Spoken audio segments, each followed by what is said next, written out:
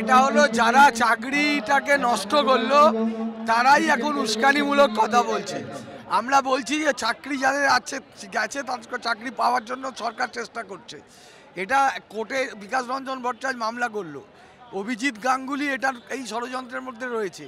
তো তারপরে দাঁড়িয়ে তারা এটা করছে। আজকের ছাত্র যুবরা রাস্তায় নেমেছে, তৃণমূল কংগ্রেসের ছাত্র পরিষদ, তৃণমূল কংগ্রেসের যুব কংগ্রেস, তারা এর প্রতিবাদে মিছিল করছে। গ্যাসের দাম বৃদ্ধির প্রতিবাদে, ওষুধের দাম বৃদ্ধির প্রতিবাদে এবং মেডিক্লেমে যে জিএসটি, সেই জিএসটিকে প্রত্যাহার করার দাবিতে আজকে তৃণমূল যুব কংগ্রেস এবং তৃণমূল ছাত্র পরিষদ কলকাতা বিশ্ববিদ্যালয়ের সামনে থেকে কলেজ স্কোয়ার থেকে মিছিল ধর্মতলা পর্যন্ত যাবে।